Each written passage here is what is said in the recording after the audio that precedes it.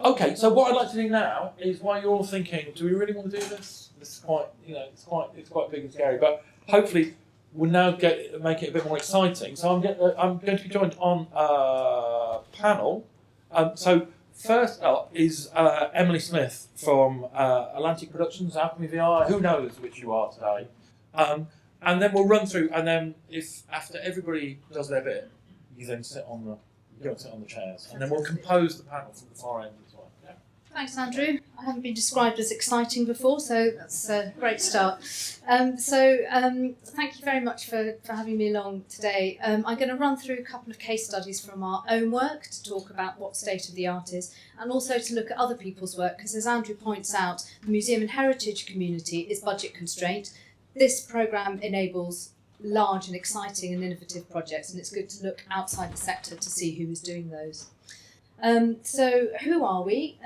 We are Alchemy VR. We come from a background in film and television, 25 years of factual documentary making, and in making those documentaries have become expert in using CGI and the latest technologies to advance our storytelling, leading us into the creation of state-of-the-art virtual reality experiences through Alchemy VR.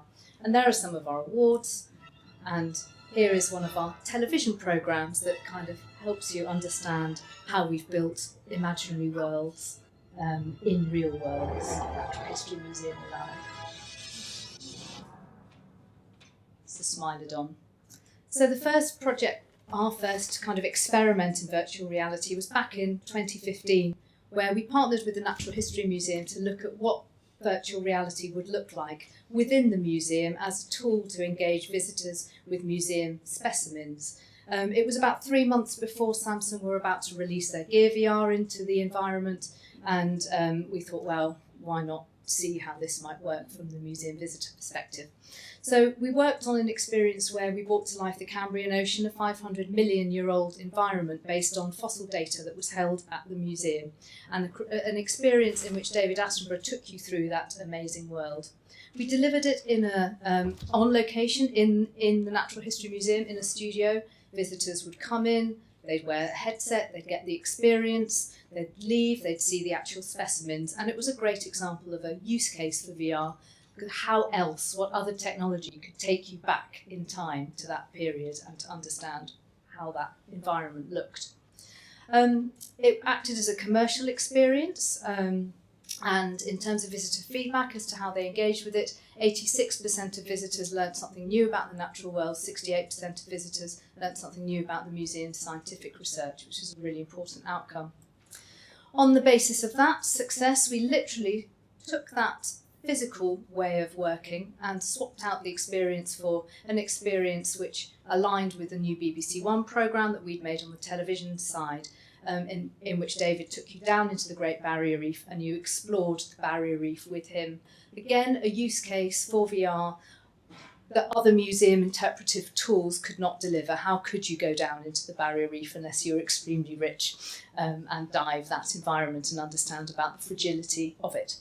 And that ran for 12 months, again as a commercial experience. And both of those experiences have run in museums right across the world now in that kind of IMAX style commercial model, a cinema where people come in, see it, leave, engage with the specimens.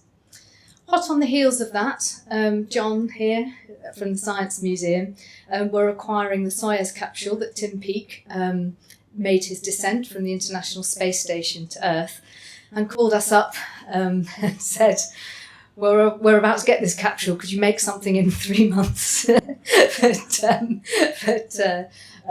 Essentially engage visitors with the actual journey that Tim went on and undertook in that capsule. And again, a way of using VR as an interpretive tool that other museum interpretation tools cannot do, to put you in the position of Tim while he is undertaking that journey. And we worked together with the Science Museum, with NASA and ESA, to make sure that that environment was scientifically accurate. So in fact, when you see it, and it's here, just at the back of the breakout space, so go and have a look. Even the angle of the sun is accurate as you are taking your journey through. And the Science Museum have been extremely innovative about how they have chosen to exploit this experience across different channels. So on the left there you see the VR lounge, in which it's delivered on site in the Science Museum and which is touring around the UK to a number of venues across 2 years.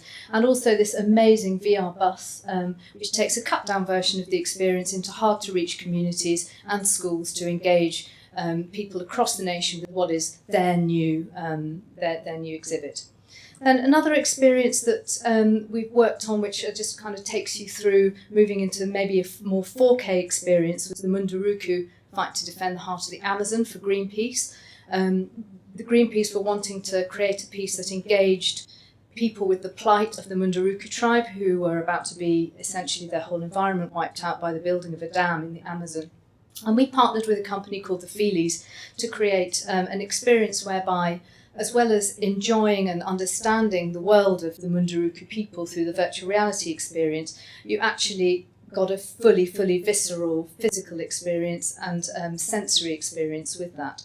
So it was delivered in these really beautiful pods. And we took a perfumer out to the Amazon to capture the smells of the Amazon. Those were delivered in the pod, so as you were walking through the Amazon with the Munduruku people, you'd smell what they would smell. There's a point in the experience where you have a cup of coffee with the people, and you suddenly smell coffee and you feel the heat of the coffee cup in your hand. So really beautiful visceral experience, and it ran across a number of museums across South America. It was the non-musical hit of Greenpeace last year, and best of all, the dam was not built. I'd love to say that was us, but it was, of course, a part of a much bigger campaign that Greenpeace put on.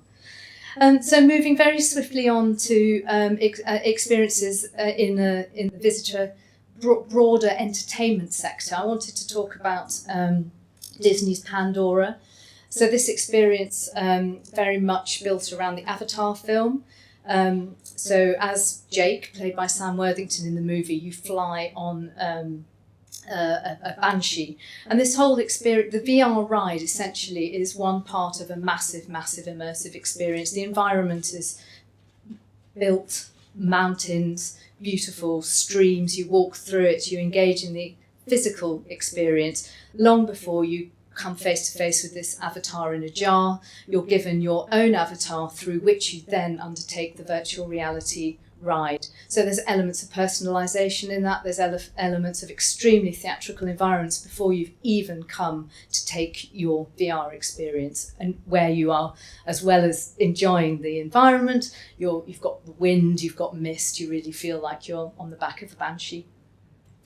Andrew's already talked about the void experiences, so I won't. But there's also Zero Latency, who are doing big warehouse scale gaming VR, and their experiences have included lots of zombie experiences. Again, that is around people engaging with each other in a game environment in a physical space. And then if you if you kind of cross punch drunk with something like Zero Latency, you come to this wonderful experiment from Noma, which was called Virtually Dead, which essentially merged a kind of theatric experience with a virtual reality experience. So you'd have to train, first of all, with actors before you came face to face with the zombies, both as actors and in the real world, in an East London warehouse. And if anybody is worried about the commerciality of this of VR or immersive experiences, I think this tells you, this is a small kind of startup, essentially, very, very highly creative. Tickets sold out immediately, and they started going for 5 times their market price on the internet, because it was just so fabulous. And who wouldn't pay for this guy to be kind of slathering over you?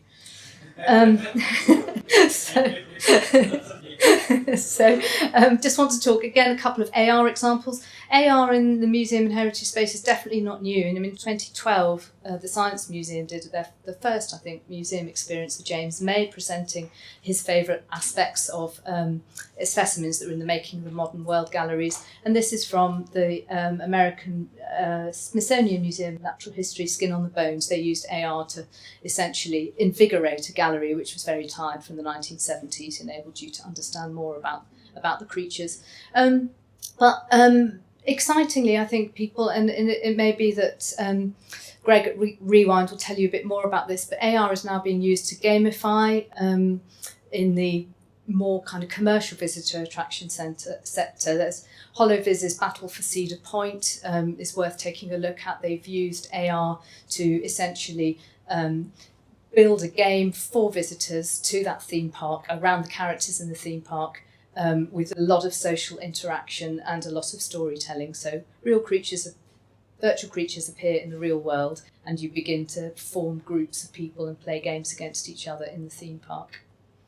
And then mixed reality, again, Greg from Rewind has got a wonderful example from his own work, looking at mixed reality. But this is something from, I think it's 2016, was it, Greg? It's a NASA experiment with their Jet Propulsion Lab with the pre-commercial HoloLens, in which, and that's Buzz Aldrin playing that at the Kennedy Space Center, they created a Mars environment where multi-visitors at the same time could engage in a virtual world and understand the Mars environment. So again, it was a pre-commercial test, but if we're thinking about what we can do as a partnership in terms of visitor attractions, technology companies, creative producers, theatrical companies in this space, that there's a lot to play with. And I'm just going to leave you with a tiny 2D trailer for the experience, which is the Space Descent experience with Tim Peake. And please do watch that at some point today.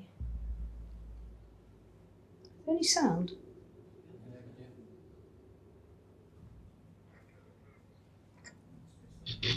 Three, 2, 1.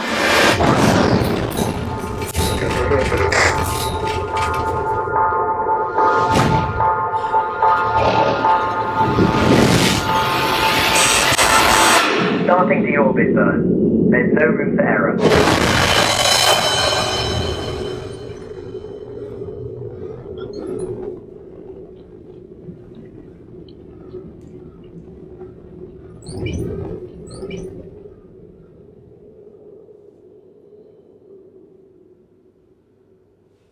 Thanks.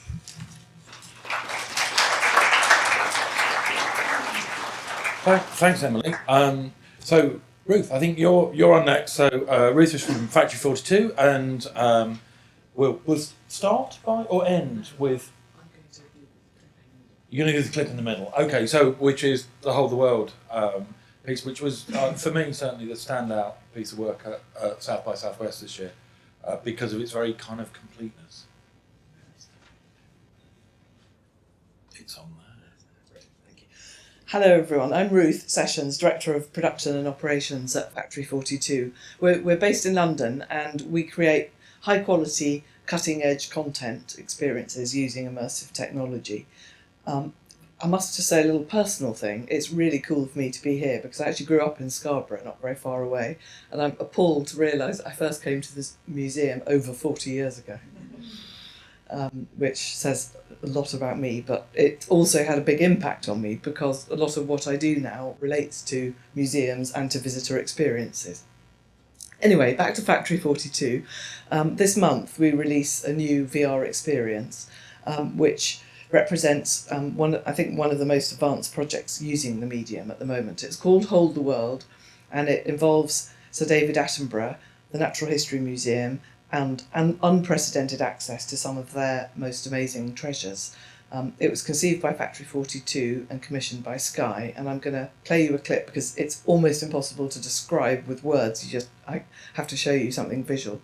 And can I also just credit David Attenborough? I mean, isn't it amazing that his name's been mentioned in an emerging technology? The name that's come up most often is someone who's just turned 92, and I just think that is wonderful. Okay, I'm going to play the clip now. Hold the World is an interactive virtual reality experience. Welcome to London's Natural History Museum. And I shall invite you to look and select a number of objects. You will be able to pick it up. Got it! Turn it around, bring it closer to you, take it farther away, and in the end you can make it come to life.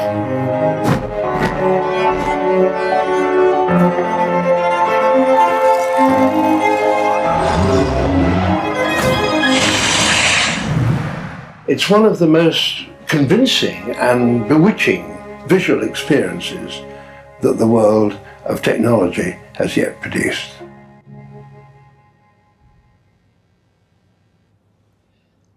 There we go. Well, I think the key to Hold the World is that it gives the user the chance to do something that you just simply can't do in real life, which is crucial. And I think it's absolutely key to getting someone to bother to put on a VR headset, particularly when there are so many media choices for us all to make. And I think just to the things that you can't normally do, that you can do in Hold the World. Well, first of all, you put on your headset and you have a one-on-one audience with David Attenborough. So how cool is that? You are chatting to David Attenborough in your sitting room. He's one of the people that probably everyone in this country would most like to meet. And the technology that we've put together enables you to do just that. Second thing is, it takes you somewhere you can't normally go, takes you behind the scenes in the Natural History Museum to 3 extraordinary rooms that the public's not able to go to. And thirdly, you can pick up and manipulate and explore objects that, quite rightly, you'd never be allowed to touch in real life, and then they come alive. So it really is a magical experience. We sort of think of it, it's hard to explain really, but it sits somewhere between a TV documentary and a computer game. I'll just talk a little bit about the technologies, because this was a truly collaborative project. I was just thinking earlier today, and I think there were 8 organisations who worked together to make, under Factory 42's leadership, to make it happen. So this was a real collaboration. So the first technology we used was hologrammatic capture. So we captured David as a hologram. The technology is volumetric capture. So 106 cameras surrounded him in a green screen studio, and captured every angle of his performance. So the output of that is a hyper-realistic 3D hologram that, even when you're close up, really feels like you're sitting across a desk from him. We also use photogrammetry. We use photogrammetry to scan the 3 museums the 3 environments, behind-the-scene environments in the Natural History Museum. We use game engine technology, high-end visual effects, and several other technologies as well, which, combined with a script from a BAFTA-winning director, all together comes together into something pretty special. It's right at what we like to call the bleeding edge of technology, and what the art of immersive can do right now. But we do feel, although we're really proud of Hold the World, we recognise that we are really in the stone age of immersive technology at the moment. And we hope that, in a way, I sort of hate to say this, but rather perversely, we hope that sooner rather than later Hold the World feels a bit outdated. Because I think the potential in this area is huge, and there are amazing opportunities. And we think there are sort of 3 broad principles that you need to follow to succeed in this space. And the first is a balance between storytelling and consumer insight and technology. Because a lot of what we see out there right now doesn't really have that balance. Too much is led by the technology and not what the consumer might want to experience. We were talking earlier, and I think the key thing really, I've worked a lot over the years, before I worked in VR, with emerging technologies in televisual storytelling. And the key thing is, and this is really obvious, but it's sometimes easy to forget, is for the technology to enable rather than to lead you. And actually, what's the story you want to tell? And then how can the technologies help you tell the story? I think the second thing you need to succeed is resilience and an appetite for a tough challenge. This stuff is hard to do, particularly at scale. The technology doesn't always work, it's changing quickly, and finding the right people and good people who know how to work with it and are arguably mad enough isn't easy. It took us probably about a year to work out how we'd make Hold the World, actually, before we started in production. And the third key thing, we think, is to collaborate effectively, because no one's got all the answers. So bringing the cultural world and the tech world together, both have to adapt the way they work. And that's a key learning from my own personal experience on making Hold the World, was we spoke different languages. We really did. It was as if we should have had a sort of simultaneous translator with us at all times. But both sides of the team. If I mean, it wasn't two sides, but both people from both backgrounds. You know, we grew in understanding how each other works and thinks, and I think we all emerged wiser from that. I mean, we've all done over the years dozens of partnerships. Our team has, spanning these worlds, and we've learnt a lot, and we're always still learning. And these are complicated relationships with multiple stakeholders, and interests don't always align. So a big part of our role as the sort of lead in making Hold the World was navigating those relationships to make the best possible product, but to everyone involved's mutual benefit. Anyway, I think if we follow these principles and give people something really remarkable that's worth their time and money, then the future for immersive content and experiences is incredibly exciting. So that's me. Thank you.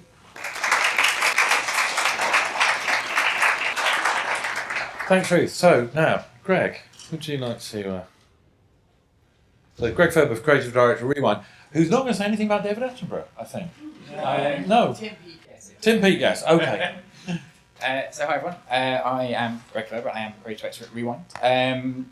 For those that don't know Rewind, we also use that lovely phrase, bleeding edge. We describe ourselves as fusing bleeding edge technology with creative storytelling, which is a really marketing way of saying we take the most exciting and groundbreaking technology and make some really cool shit with it. And it's why I keep turning up. I get to film people doing backflips over cars and making all kinds of other crazy things. This is a 3-year project we're talking about. So I think actually what I want to say first was I've only worked at Rewind for 3 years, and that is almost a lifetime in the VR, AR, XR space. And the stuff we were doing 3 years ago does not even, we could literally only dream of back then, and it has moved so much in 3 years. So we're talking about a project like this. Things are going to move very quickly around us, and it's vital to find partners who can adapt to that and move along with that and understand and have a roadmap that when you're doing these projects and you're hitting your milestones, you're moving through a series of sequential technologies, and that what is the audience of the future 3 years from now can be very different from what the audience of today would even consider the future. We work in VR, but everyone's been talking about VR, so I'm going to touch on other spaces as well. We work a lot in augmented reality. Augmented reality is a very weird and transitional technology. We're moving towards a space where headsets will be able to do a lot of the things your phone can do, and it is happening quickly and rapidly at varying levels of quality and ability within the technology. But looking at the roadmap and where that's going, it is moving very fast. This is the only piece of AR I'm allowed to show you a picture of. We're doing much more exciting things than this allows me to show you, including working with people like the Welsh National Opera to bring their latest opera to life in AR as a way of selling it and promoting it with people and going on tour for those of them that can't get to the state to get to the theatre. Last year we did a piece with them in VR where their only metric was to get 2,500 new subscribers to their mailing list. We ended up making a 4-time award-winning piece that was shortlisted for the RPS Awards and has had over 10,000 new sign-ups for their mailing list, and has seen them go from making a very small budget contribution to these kind of projects to doubling and tripling their budgets for the next 2 or 3 years. They are seeing a massive return of investment and excitement through it. MR is, I think you've all seen this slide today, so I brought another one. Stealing my thunder much. Mixed reality and HoloLens, the concept shots you see of what it can do are breathtaking. The reality of what the technology can do is absolutely mind-blowing when you look at the magic happening in the headset. When you look at the magic he puts in front of you, it is definitely very limited. And I saw your head shaking because you've seen it. It looks like a piece of A4 paper, arm's length, that's semi-transparent. It is genuinely a piece of witchcraft. It knows where it is in space, it knows where it is in the world, it can scan a room like this, it can map every surface, it can place objects and things on those surfaces and explore an entire world. But the viewing window on it is limited for now. But again, we're talking about 3 years from now. The technologies and the building blocks from that are things like Unity, are technologies that are in the hands of any talented development team working within this space. And those things are transferable across the entire pipeline. So something like HoloLens today could be used to bring up, just walking around the train museum this morning, we can see the smoke coming out of the train, we can bring up the data that people are squinting at, we can bring in objects you couldn't otherwise have. You could have an entire space that is literally every train ever that you can just swipe in and see. And it's an amazingly powerful thing for that. But it has its limitations. But at the same time, within the next 3 years, you will already have HoloLens Mark III coming out. They skipped over number 2 because in the amount of time it took them to get to number 2 and work out the thought process behind it, technology had moved on so much and so rapidly, they kind of had to sack it off and move on to number 3.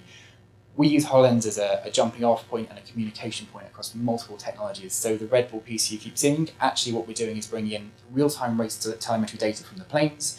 We're bringing in multiple video feeds. We're using the HoloLens as a control unit that controls multiple screens in the space, so you can switch between different pilots racing. Red Bull Air Race is the fastest motorsport on the planet, and it's also the most boring. Because a plane doing 200 miles an hour at breakneck speeds, life or death kind of situations, and they're getting pulled up on a slight technicality because their wings weren't perfectly lined at a certain point, or they lost by 0.01 of a second, when you can't see 2 planes on a racetrack at the same time, does not convey the danger, the excitement, and the power that's going out on the field out there. And so with technologies like this, we're able to show the truth of what's going on. We can use the data to tell the story of what's happening out on the racetrack. We've already done a proof of concept that was in partnership with Red Bull and Microsoft, and the kind of thing that if this was here a year ago, that's what we would have been putting forward. But it is a limited thing. That is a £50,000 to £500,000 project. That is the sort of thing where to get to that point took a chunk of money and investment and time from people. But these big numbers would be the difference between doing it as a small POC and being able to roll it out across every air race track around the world. We're also at a crazy, pivotal and shifting time where technology is going. One of the most invested in companies in the tech space is the wonderful Magic Leap, and I can see everyone the red lanyard will grimace when I put that slide up. And I will wager probably only about 2 or 3 people in this room with those lanyards have tried it. And they're nodding and then they're shaking their head and they're going like that. Years. Well, there we are. And it's right, we've got 3 years, right? 3 years, it'll be fine. But we're moving into a time and a space where these are becoming consumer products. People will be having MR at home. People already have AR in their home. Who here has tried AR? Who here's got an iPhone more recent than an SE? Or an Android phone that's in the last 3 or 4 years?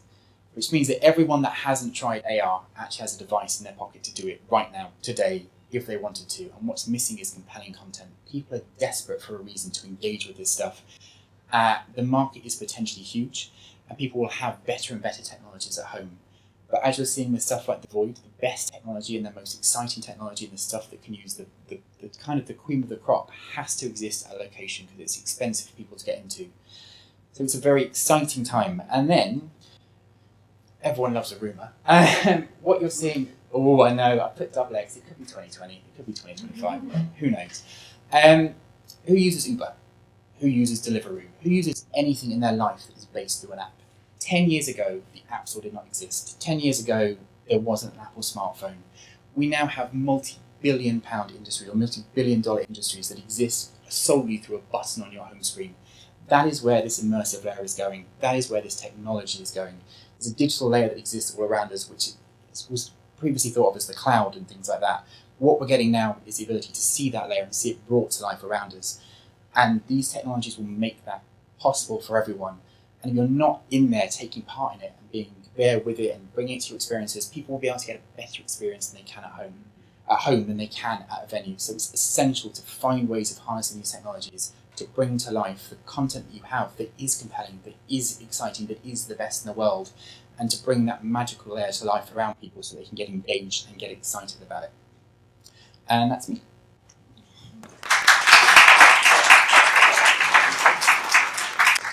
Thanks, Greg.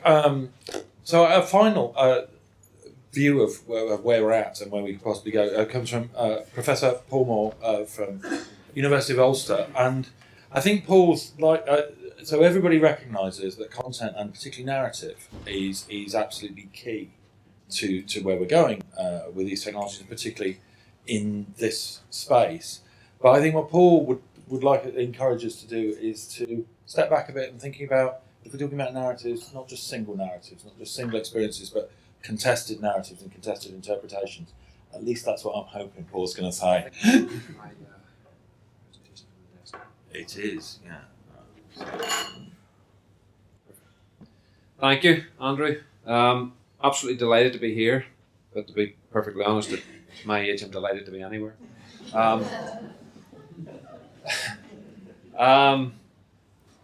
And I was glad that Andrew said at the start that this is not just about VR, because I think I'm the not just piece about VR. I'm converted, although not entirely converted, because I was lucky enough to be taken on a trip with a number of others, very fortunate, to South by Southwest to look at VR and the state of the art in VR, and I was absolutely underwhelmed, I have to say. We were taken to see a 360 orchestral experience, and when we finished it, I said to someone, I've actually had a better immersive experience than that. And they said, oh, you really? I said, yeah, it's called an orchestra.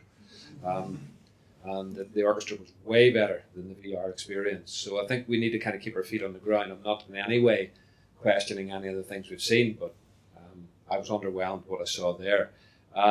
One thing we did see in that trip, and just by the way, I'm also confused because the thing is not technology of the future, it's audiences of the future. And so I'm quite a bit confused about what we're making here. Are we making technology to show what can be done in state of the art, or are we making something which an audience will actually want to take part in and be part of? And what is that audience going to look like, and what might that audience be? But when we were there, we were taken to see Alex McDowell. And this is how sad I am. I became fanboy in about an hour of Alex McDowell and the work he's doing in the World Building Institute. But he said something to me which was really interesting. I having a conversation with him afterwards, being complete fanboy. And isn't it really, I was just thinking, listening to this fabulous stuff, isn't it brilliant that they hadn't that stuff done a little bit earlier? Because we could have a fabulous family album for Saturday, couldn't we? We could have made a VR family album for something that's happening on Saturday, apparently. It's all right, forget about it. Nobody in this room knows what's happening on Saturday. That's great. That's really fabulous that nobody in this room knows what's happening on Saturday. That's brilliant. You should come and live in Northern Ireland. Alex said to me that one of the things that we do really badly is that we fail to think about what the definition we want for words. Not what the definition of words actually is, but what is the definition of words that we want. So we've got a visitor experience here. What does that visitor actually mean? Well, the first thing I'll tell you about that visitor who comes into the space is they don't give a damn about your technology. They do not care about your technology. I work with primary school kids, and they don't know what technology is, but they know what stuff is. And they all have stuff. And you'll say, what's going to happen in the future? And they'll tell you, say, well, how are you going to do that? Well, we'll just get stuff, and we'll do it in the future. And 95% of people think of stuff. It's only people like me who kind of spend their time in darkened rooms and get fed with flat food under a door who care about technology. That the rest of people do not care, but they want an experience that's going to work. But who is your visitor? Is that visitor local? Is that visitor international? And if that is the two people you have there, how do you please them both in the same visitor experience? Is that visitor coming along to get a visual experience? Are they going to have a kind of haptic experience of some kind? Are they going to have a visual experience? Is it going to be emotive? How do you want that visitor to be when they come in? And who is that audience? Who are you actually appealing to? Now, it seems to me it has to be an international, it has to be a global audience, given the scale that we're getting. So how do you square that circle of having somebody from down the street walk in and somebody walking in from China? Using the same experience in order to get that message out in some way. So that's the first problem. If we move to experience, I've deliberately stuck an S in the end of it because actually it's not one experience if you've got those different visitors. It's a number of different experiences because each of them are bringing their own cultural resonance to that. And each of them will have a very cultural specific understanding of what they need to get out of that. And they will apply that cultural understanding to whatever experience it is that you're giving them. The technology has to deliver a message of some kind that they can then relate to in a cultural way. And so I think it's about experiences, not really about single experiences. Now the problem with that is that where we are at the moment leaves me, and I stole this unashamedly from Tumblr, but it leaves me, and maybe it's just me, in that space.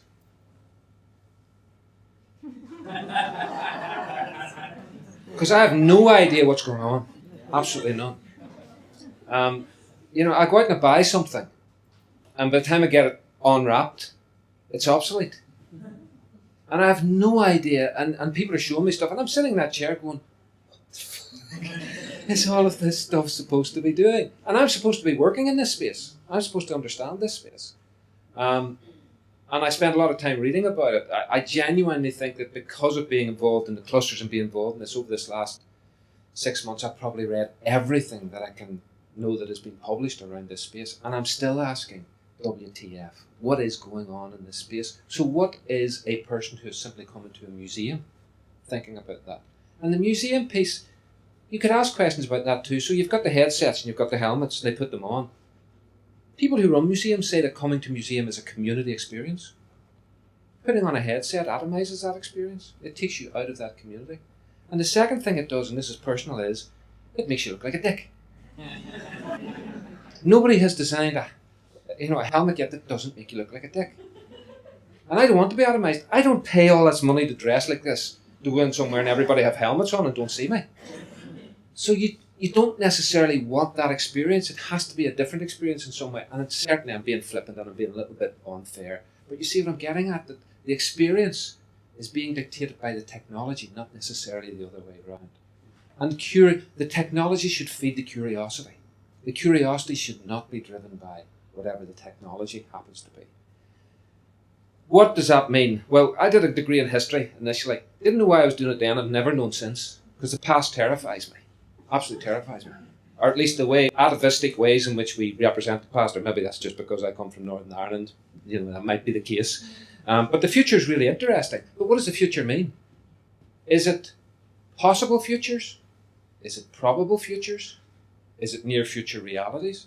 Again, if you're creating experience, you need to think about which of those. For me, it's possible futures. That's where we ought to be going. What are the possible futures? Because we probably know the probable and we probably know the near future realities. So what are the possibilities that we might be going to? But I am interested in heritage. And this is a quote from Jaron Lanier. And I've been told off already because I've used two of his quotes. I've talked about reading everything recently. If you read nothing else over the next 6 months, get a hold of Dawn of the New Everything by Jaron Lanier. It is absolutely stunning. And he says in it, I remember experiences in terms of ideas. How a story I lived through illuminated a deeper question. My experiences become allegories. That's the definition of your experience, your visitor experience, that you need when they come through the door, with whatever technology is going to deliver it. So we've got the Giant's Causeway. W.C. Fields. Worth seeing, but not worth going to see. He's absolutely right. Okay? If you've been there, you will know that. It's very boring. But actually, if you were trying to make a visitor experience out of that, you've got to ask a lot of questions about it. Is it a geological site? Yes. Is it a contested site? Absolutely. Because that was made not by geology, but by Finn McCool. Because Finn McCool used that in order to pick bits of it up and throw it into the middle of the Irish Sea to make the Isle of Man. And if you think it was Finn McCool, that means that you're coming from a Celtic background and that makes you a Republican. And if you're a Unionist, the Giant's Causeway is where you sit and realise that you are connected and not separated by water to your ancestors in Scotland. Contested space. So you've made a visitor experience and 3 people have just come through the door and they've all got different understandings of what that is and how you put that together. How do you represent those narratives? Because it's those narratives that are important. And how do you represent those narratives? And more crucially, how do you represent those narratives to a Chinese person who has their own narratives? So if I was putting a visitor experience together, I would be thinking about a template, about understandings and ideas which can move to anywhere in the globe. So you've created a template which you can then sell to South America or you sell to Africa, where they can tell their stories with their cultural resonances. But you've created a vehicle through which they can do that using the technology. You can use it by coming more up to date. I'm sorry these are a bit fuzzy, and I couldn't understand when, and I realised why I was running when I took them. Think about it. Yes, only people from Northern Ireland understand that. So you've got these murals all around Belfast. This one's a Republican, Bobby Sands, and this one's a loyalist one. They do the same job, but they represent different realities. What is the reality of that?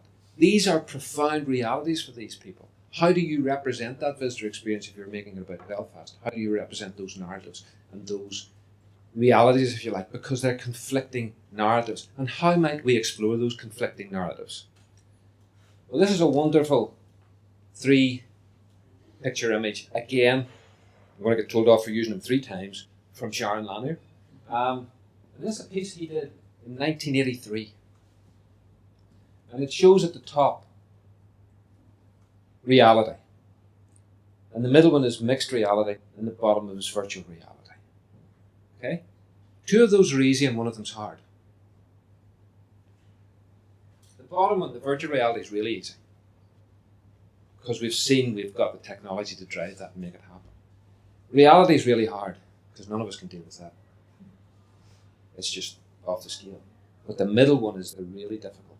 Constructing a mixed reality, sensation, experience, which allows people to bring their reality, it allows them to bring lots of other bits and pieces and construct their own narrative coming out of that experience space. So you've got your mixed reality, you've got your narratives. Where do you set that into? Well, most of this stuff, when I talk, particularly the young students I deal with, they think of it as an escape, that VR is going to be an escape somewhere. That terrifies me. It shouldn't be an escape, but it should be a number of scapes. You might create a mediascape. You might create a landscape, which you relate it to. You might create a soundscape. You might create a cityscape. But there has to be a grounding somewhere in which those experiences happen and those narratives can be told and can be put across to people with whatever technology we're actually going to use in this. And for me, the key part of it is that what we're doing with all of this technology is that we're making reality more meaningful. We're not creating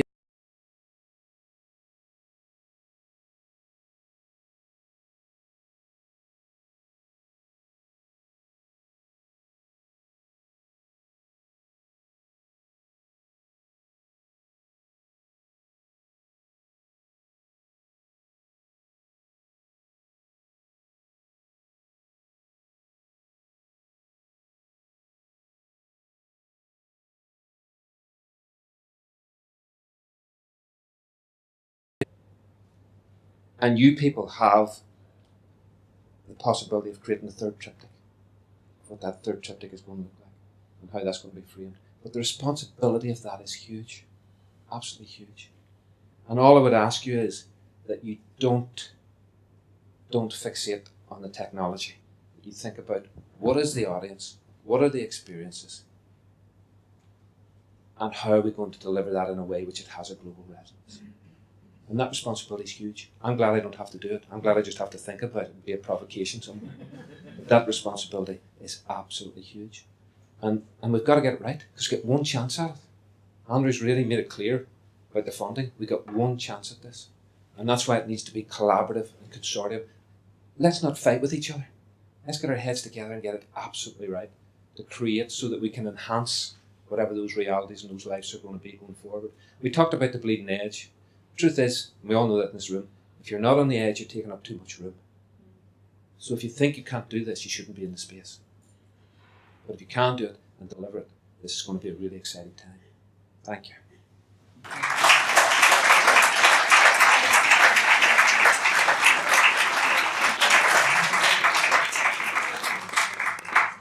Right, okay, so far too many ideas. But thanks for, so we've had visions of the brilliant things that are being done at the moment, and where, and that there are skilled practitioners who can do this, can manipulate the technology. We've a kind of, Greg gives us a more evangelical view of what's coming next. And but I think, particularly for this audience, I think it's really important that we kind of take on Paul's view that actually this is a different space than the simple moving image space or something like sports, because it is about interpretation and it is about stories.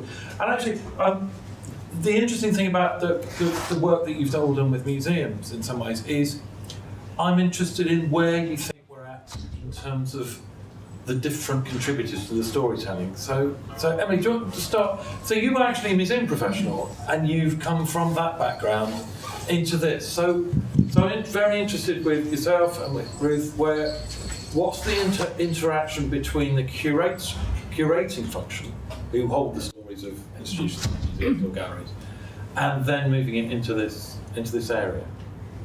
Well, maybe I'll start off because actually the clip that I showed early on in the talk with the amazing Smilodon creature bounding through the Natural History Museum came from a project that we made with Sky, Natural History Museum Alive, where the relationship between the curators and us as a CGI studio, in that particular example, was incredibly creative and positive and an extraordinary dialogue, because you have experts who own this amazing encyclopedic knowledge of their specimens, their content, and another area of experts who can visualise that in a new way for those scientific experts. And I'm sure the same happened in Whole the World.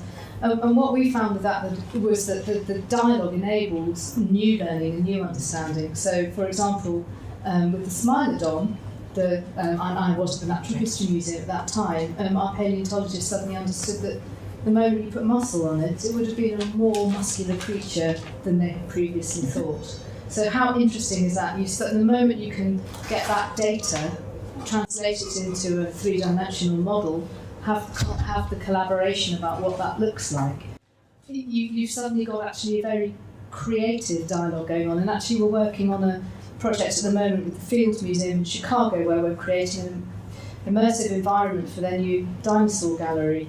And daily we're having these extraordinary conversations about the creatures that would have existed at the time of the key specimen, how they would have looked.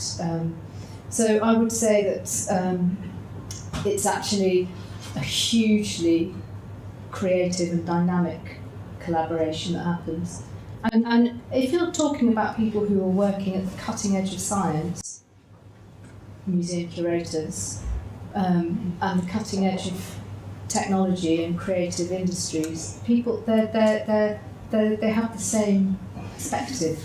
They want to challenge themselves and their colleagues, and that makes for a really wonderful dynamic. So, Ruth, I mean, I don't know if you found the same, because I, for my sins, used to be a television producer, and to be quite frank, that partnership that Emily's described doesn't always exist. But the idea of it feeding back into the curatorial interpretive function, which I've heard also from lots of archaeologists, it sounds quite different, but quite cool. Well, I think it's exciting. I think television has perhaps traditionally had a reputation for sort of taking and not giving back. Yeah. And I think something that's true of the project that Emily's talking about and Hold the World is, why should we, as storytellers, take the resources from these publicly funded institutions for our benefit? It's got to work for them, and hopefully give them something back in terms of their learning or visualisation, which they haven't had the resources to do. And I think it's a privilege, and it's not easy, but because everyone's outside their comfort zone. But that's something over the years that I've learned how to do, and I think it's a great privilege to be able to do something like that as well. Can I just make one comment on that? I'm never going to be able to stop you. Sorry. I teach museum personnel on a master's programme, and my role is reversed than it is today, because it's my job to try and persuade them to take on digital tools and the tools in their space. And they're very young people, they're all under 30, and they are absolutely resistant to that space because they believe passionately in the authenticity of the object.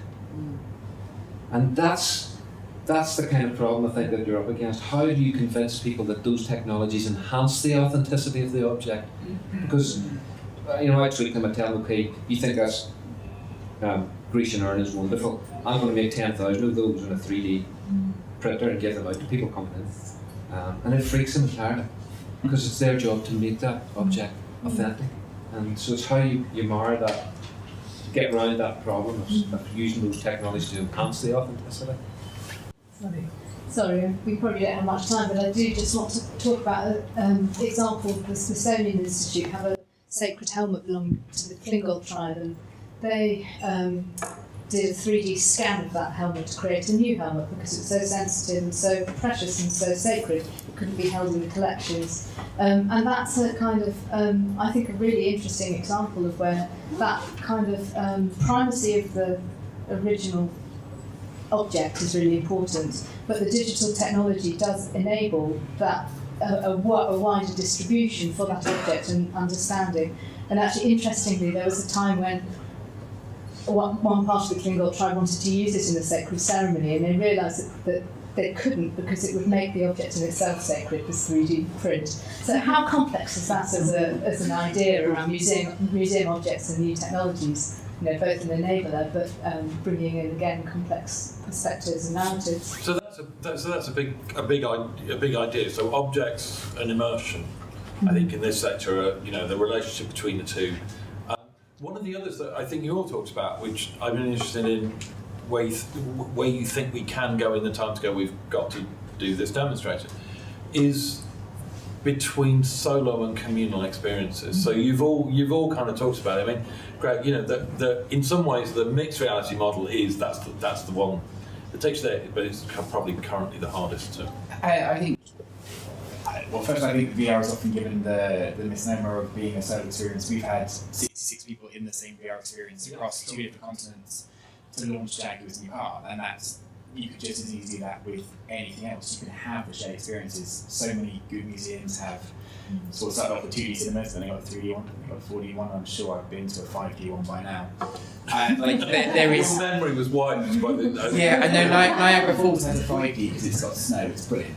And it's got big surround screens. So I think these can be shared experiences, and they can be personal experiences, and it depends what you're trying to tell. You want everyone to know the same piece of information, and the shared experience is brilliant. But actually, you want, as you were saying earlier, everyone comes to a place with their own cultural background and their own interests and their own reason for being there. We don't all go to this, we don't all run the exact same exhibit in the Natural History Museum. We go off and we see the bits we like. So I think there's definitely the chance to empower people to have their own private experience and find out the bits they want to, and really kind of spend the entire day in front of one thing that they want to and learn everything they can and take that away. And that can also be a group activity, or it could be a walking tour where everyone's together, or it could be families and friends sharing things. And I think that it doesn't have to be solo, it doesn't have to be group. I think it's down to who you're trying to reach, what you're trying to give them the ability to understand, and what you're trying to get out of it, either as a corporation or as what you want your visitors to go away and have been empowered to take. And that's just about choosing the path and setting where you're trying to get to, and then letting the technology follow. Because we're talking about state of the art, of course, I've been talking about what's exciting and what's new. That's 3 slides to a much longer talk, and at the end you have to wrap up and say you can talk about technology all day long, but it doesn't actually matter, because people don't care about technology, they care about what they experience. The technology that we're talking about today is a gateway to the experiences, and we need to talk about technology to hit your brief, to hit what we're trying to achieve, and to understand what's possible. But it's much more important to think about the result you're trying to get out of it, the understanding you're trying to get out of it, and the difference, the experience you can have. I remember going to the Parthenon as a kid and just being disappointed that it's this massive crumpled ruin, that the statue is no longer there. If I could walk, and also it was filled with hundreds of other tourists in the way, and I couldn't get a good photo. But it drives me mad. If I could just have 5 minutes, it would be great.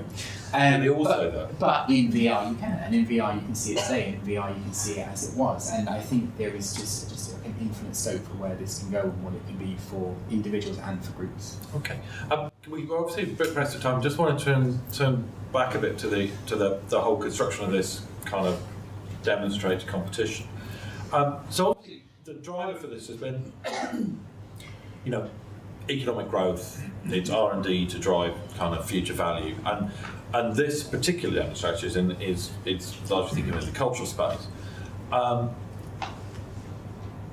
But interestingly, it has come up the internationalisation, the appeal to global audiences, and I think this is something that I know that Ruth, that you've been thinking about. Is I'm hoping we're not barking up the wrong tree by trying to combine those two, but is there can you see from where you are a commercial model that takes these experiences beyond where they are at the moment? I hope so.